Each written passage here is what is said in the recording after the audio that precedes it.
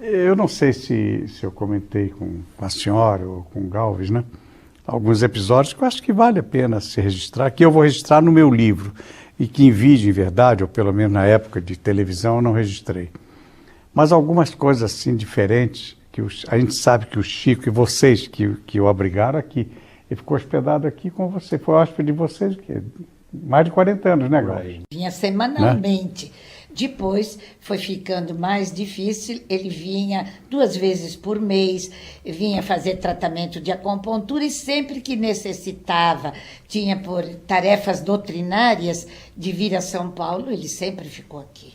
O Chico foi hóspede aqui na casa de vocês desde 1959. Graças a Deus, ele foi o nosso hóspede e com muita alegria, quando nós também íamos a Uberaba, éramos hóspedes dele. Exatamente. De maneiras que se completava a alegria tanto por parte dele como por parte nossa. Tínhamos a chave da casa. É. Claro que nunca fizemos uso dela por respeito, não é, Saulo?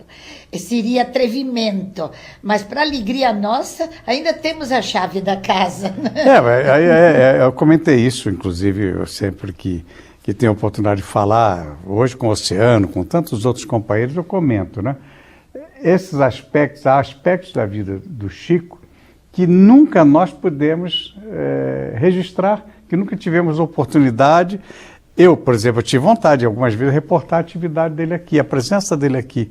Mas aqui, depois de Uberaba, era o refúgio dele, né? E quando ele Embora eu tivesse de vocês todo esse carinho que eu sempre agradeci, e do próprio Chico, mas eu não tinha coragem de chegar aqui e dizer, eu quero mostrar como é que é o Chico, onde é que o Chico repousa, esse apartamento dele que vocês têm aqui, né? E o Chico era muito delicado. Sempre que ele precisava receber alguém, ele pedia permissão. Vocês me permitem que eu receba fulano? Então, Chico, a casa é sua. Não, se eu puder receber, se vocês acharem que é inconveniente, ele pedia licença, sabe? Não, são aspectos que nós nunca comentamos, mesmo entre nós aqui. Veja que só hoje eu comentei o episódio quando nós fomos acompanhá-lo, porque eu estava dirigindo em 74, né? A TV Rio Preto, lá o Canal 8, quando ele foi receber o título de cidadão de Catanduva, né? O caso do Álvaro Costa, jornalista, escritor, presidente do Centro Espírita de lá, né?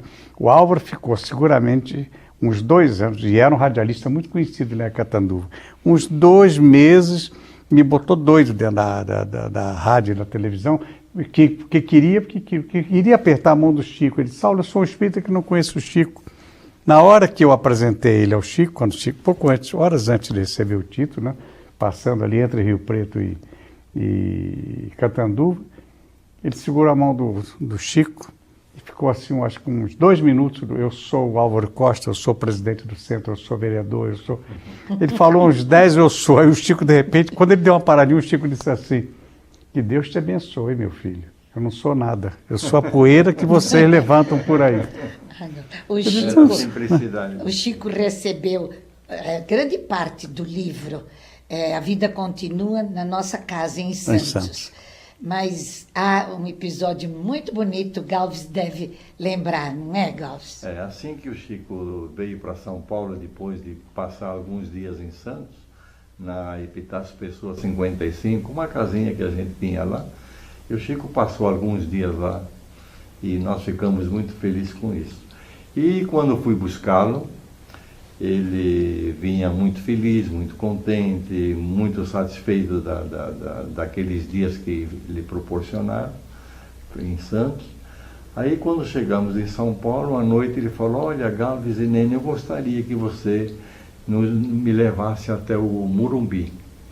O Morumbi, Saulo, você sabe que é uma zona assim muito tortuosa, muitas curvas, e à noite, para quem não conhece muito, é mais complicado ainda.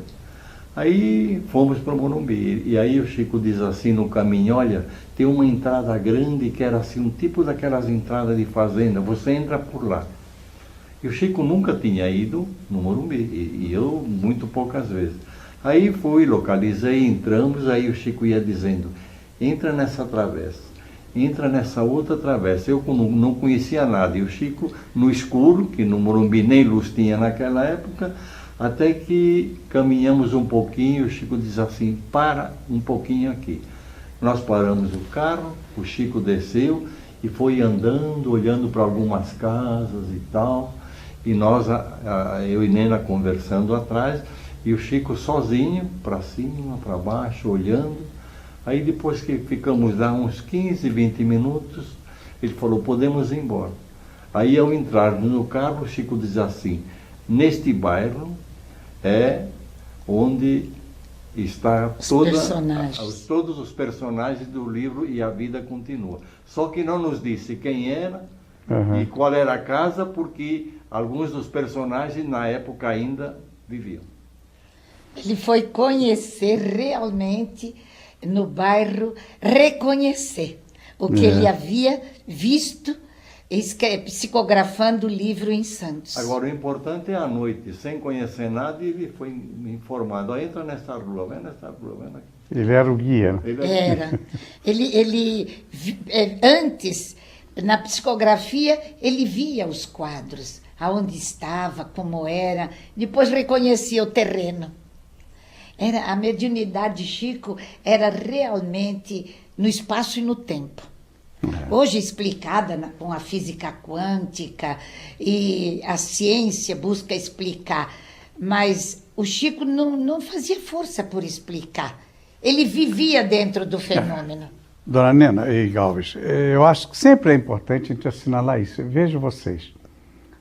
O Pinga Fogo, os dois, primeiro e segundo, foram feitos em julho e dezembro de 71. Quer dizer, quase 40 anos já, são 37 anos. As teses, os temas, ainda agora lendo um livro que o Oceano me deu, que retrata as primeiras reportagens do Clementino Alencar, repórter do Globo, e publicadas também no jornal O Povo de Fortaleza, em 1935, eu encontrei numa das páginas um negócio espetacular que eu vou assinalar num livro, no meu livro, inclusive, né? O episódio 35, o que é que o Clementino está contando? Que um médico, Dr. Maurício, não lembro o nome todo, saiu de Belo Horizonte, que como se estivesse testando o Chico, perguntou a ele alguma coisa sobre diabetes. E passaram-se algumas horas, ele pediu que o repórter, que o Clementino, que é o autor das grandes reportagens de 35 no Globo, trouxesse para ele, médico em Belo Horizonte, a resposta. Ele deu uma aula sobre diabetes, ele, Chico Xavier. Veja bem, quando nós o trouxemos aqui, tiramos aqui da sua casa para o Pinga Fogo, porque aqui a senhora, como já até comentou, era o momento da grande angústia, da grande expectativa dele, aqui dentro, a concentração dele até chegar lá no Sumaré na hora do programa, né? Um dia, quando eu trouxe o Chico lá na 7 de abril, o senhor Edmundo Monteiro disse, eu tenho um grupo de médicos, você está proibido de comentar isso lá fora, você não pode colocar, isso não é notícia para ser divulgado, e deixa o Chico conversar à vontade. Eram 6 especialistas. Eu estou contando isso em detalhes, sem dar os nomes naturalmente, que eu tenho que respeitar esse compromisso. Essa conversa começou por volta de 2 horas da tarde, foi terminar mais ou menos às 10 horas da noite. O Chico discutiu medicina, com detalhes técnicos, com 6 especialistas, professores da universidade, daqui da USP. Negócio assim, impressionante. É o que a senhora assinala bem realmente. O para trás e o para frente, né? Sem dúvida. Chico relembrava as reencarnações das pessoas ao vê-las. Ele, certa vez, viu um menino em Petrópolis e ele disse a uma companheira nossa, olhe bem esse menino, ele é um dos nossos. Hoje o menino é moço, tem uma obra magnífica, dirige um centro. E o menino tinha, na ocasião, 6, 7 anos. Era dos nossos. Então o Chico sabia realmente as criaturas que tinham compromisso com a doutrina. E até compromisso em outras áreas profissionais.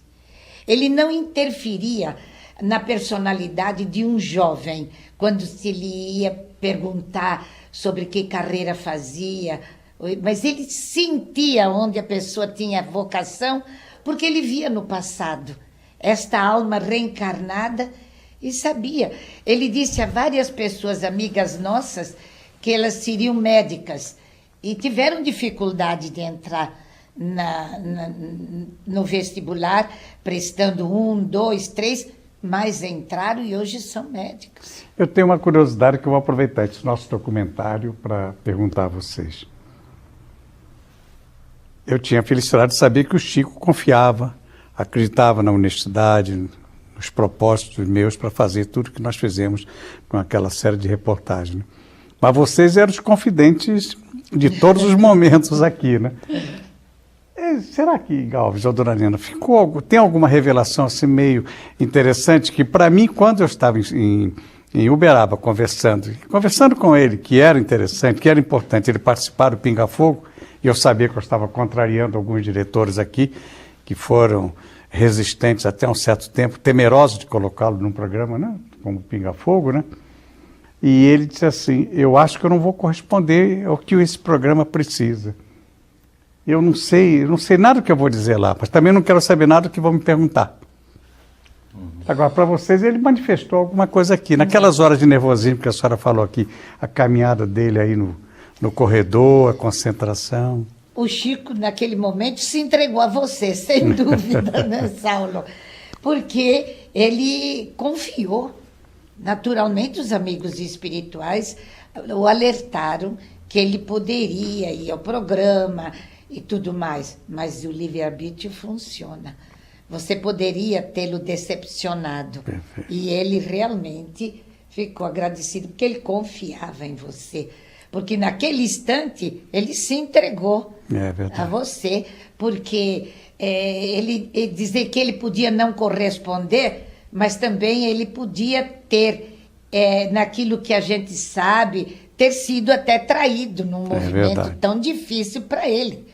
Porque, como havia ocorrido na década de 50. Claro. No episódio da Vinácia Gemanzon, né? Foi um episódio triste, que depois nós tivemos, hoje ainda temos uma revista com a reportagem dessa época, que saiu num livro das grandes reportagens dele, e a gente vê com tristeza o que foi naquela época, mas com alegria o respeito que depois ele teve, não é, Saulo? Mas tem uma coisa, o Chico sempre confiou no Saulo, porque nunca esqueço que ele disse, olha, podemos confiar no Saulo porque ele é um homem de respeito, educado e sério.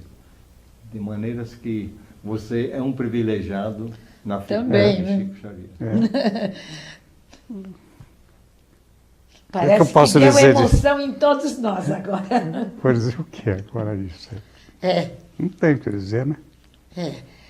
Eu acho que nós temos mais que honrar esse privilégio que ele nos deu, não é, Saulo? Privilégio. Porque a confiança que ele depositou em nós, realmente agora a única maneira de agradecer é honrar esse privilégio. É verdade. Se honrarmos esse privilégio, o mundo espiritual realmente saberá que nós estivemos junto com um grande apóstolo de Jesus aqui na Terra. E a felicidade de podermos, até com recursos técnicos agora tão mais evoluídos, né, reviver todas essas imagens, essa história, que é exatamente a preocupação do Oceano Vieira de Mello, né? Mas o Saulo falou da reportagem lá na 7 de abril, então eu lembrei do Cuca, o filho da Cacilda Becker, quando o Chico, um dia estávamos passeando lá na 7 de abril, ele falou, Galves, eu preciso ir em cima, eu preciso subir nesse prédio. Falei, mas por que, Chico? Vamos subir nesse prédio que tem um menino que ele está precisando. Aí nós subimos no 6º, 8º andar, não me lembro, e aí o Cuca, quando viu o Chico, ficou assim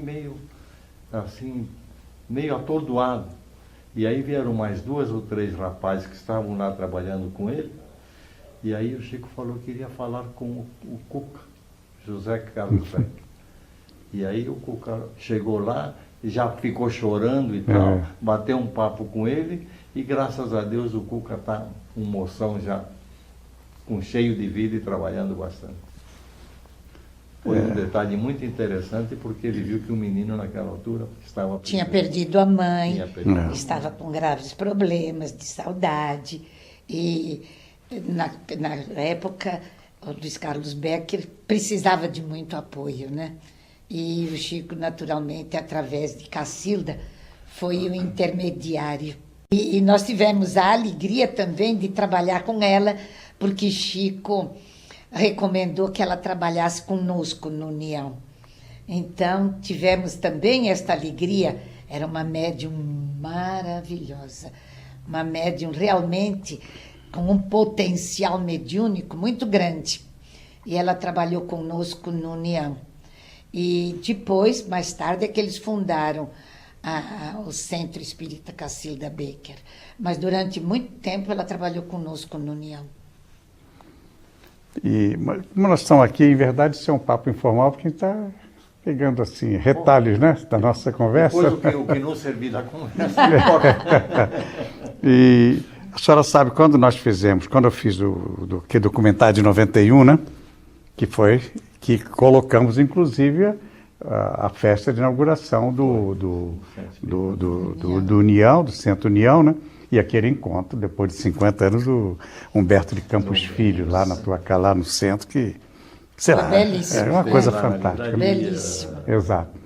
E quando aquele trabalho estava sendo feito, eu havia, pouco antes, perguntado ao Chico, eu estou indo fazer, não queria dizer ele o que era, né? Estou indo fazer umas entrevistas em Pedro Leopoldo, eu vou também a Goiânia, etc. Aí eu ia perguntar a ele alguns nomes para ele citar de Pedro Leopoldo. Ele virou para mim e disse assim, você sabe que lá tem o fulano. Se você encontrar esses 4 amigos que são tão queridos, eu vou ficar muito feliz. E eu encontrei todos os 4. Um desses senhores, era um homem de 80 e poucos anos, sentou ao lado de um armazém, um lugar muito pobrezinho, e ele também muito pobre. E ele disse assim, o Chico, será que o Chico... Ele falava com muita dificuldade. O Chico lembrou de mim, por isso que eu estou procurando o senhor.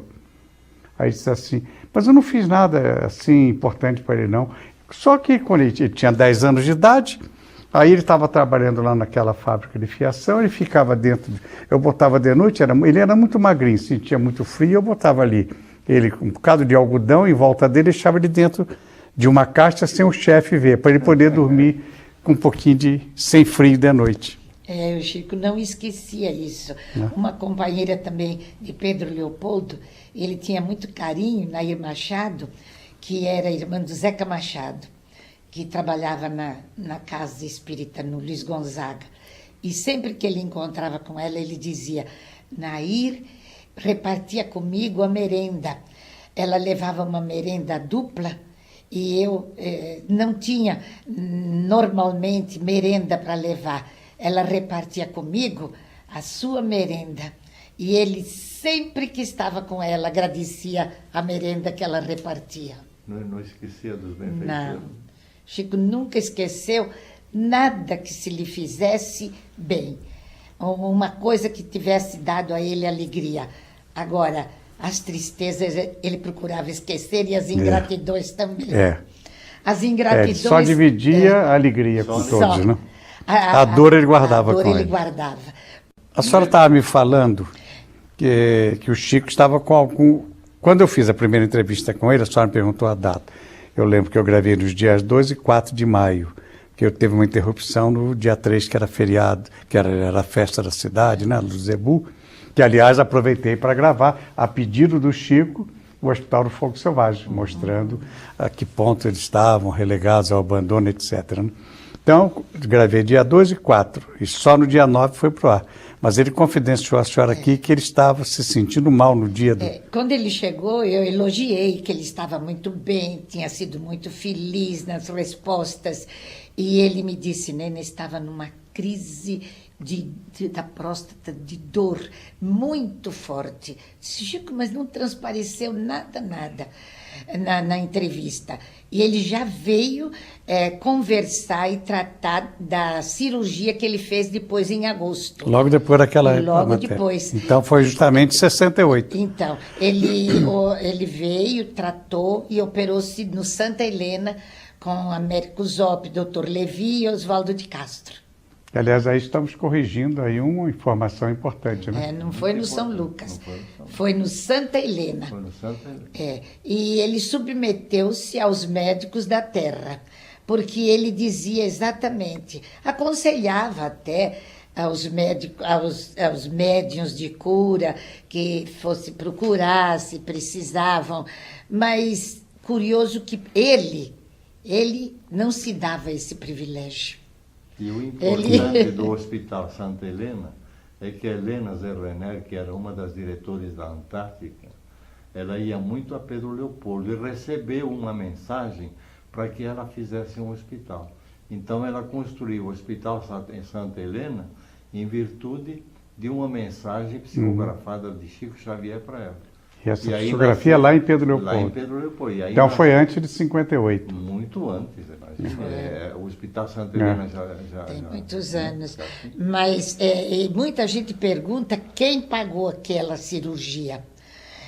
Ele tratou e trouxe até umas economias para pagar a cirurgia. Chegou, deu dinheiro ao Galves, guardamos o dinheiro, porque ele ia pagar a cirurgia. Claro, no hospital, nem anestesista, nem enfermeiras, nem hospedagem, ninguém cobrou nada.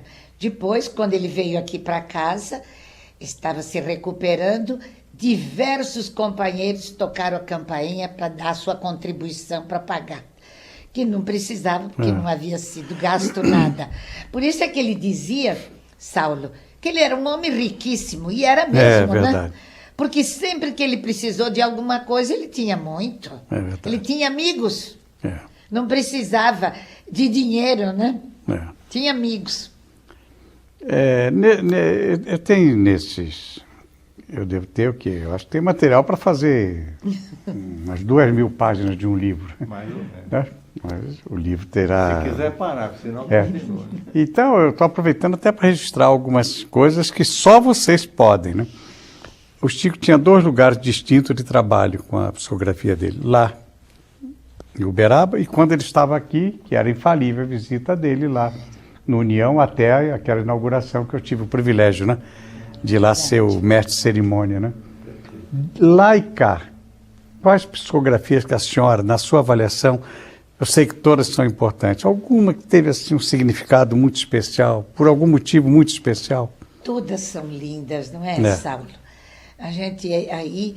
Agora, uma coisa muito bonita que eu achei, eu sou fã de Castro Alves, e os nossos companheiros no União estavam acostumados que Castro Alves só vinha no União, através de Chico Xavier. Então, uma noite, quando ele estava psicografando, eu imaginei, até senti que Castro Alves estivesse lá. Na primeira estrofe, eu pensei que fosse Castro Alves. Depois, quando terminou, eu vi que não era. Era um soneto de Maria Dolores. Ela assinou Maria Dolores. Aí eu disse, Chico, por que Castro Alves hoje não? E o Chico disse, ele estava aqui, Nena, mas ele deu lugar a Maria Dolores porque diz que as damas tinham preferência. Eles são cavalheiros também no mundo espiritual. E dos 2 programas, no Pingar Fogo, a primeira psicografia daquela matéria de 68, lá em Uberaba, foi assinado por Emanuel. Foi. E o Pingar Fogo, de dezembro, Ciro Costa. E Júlio Castro Alves, ou vice-versa, né? Então nós tivemos na apresentação na Tupi, no Pingar Fogo, uma psicografia assinada por Castro Alves. Castro Alves. A de Uberaba, se não me engano, foi Assim Vencerás. Assim vencerás, exatamente. E uma foi Ajudarás por Amor, não foi? Exato, Belíssima também. Você pergunta qual a mais bonita? Não sei, não é, Saulo? É difícil. São todas muito Por isso que eu já fiz a bonitas, observação, todas. já antecipada. Agora, eu estranhei no mundo espiritual também, são cavalheiros, primeiro as damas, né? Estavam os 2. A senhora vê, só nós vivemos aquele privilégio. As noites de autógrafo, isso aí já era comum, já tinha sido rotina. Terminava a sessão lá em Uberaba, 11 horas, meia-noite, era até aquilo que a gente via, até 4, 5 da manhã autografando.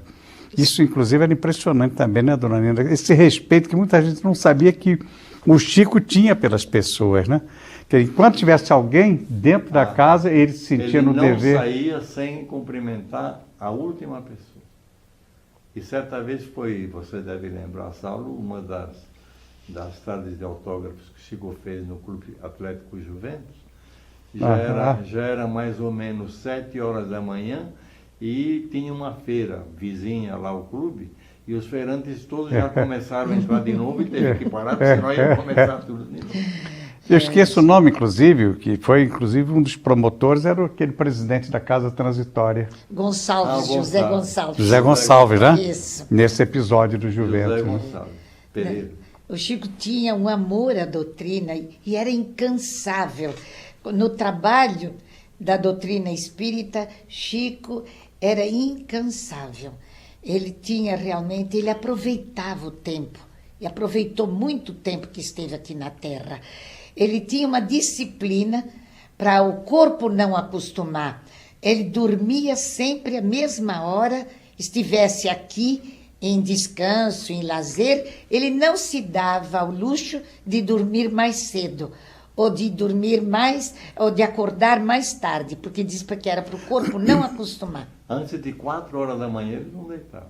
Aliás, num dos nossos programas é que ele tem, justo no Pinga Fogo, quando ele diz disciplina, disciplina, disciplina, né? É por isso que ele foi Chico Xavier. E hoje a gente vê que realmente os médiuns, disciplina tem até certo ponto, não é? Mas se dão ao luxo de que estão na Terra, podem usufruir. O Chico parece que Emmanuel enquadrou ele. Se você quer trabalhar comigo, você tem que ter esta disciplina. E ele obedecia.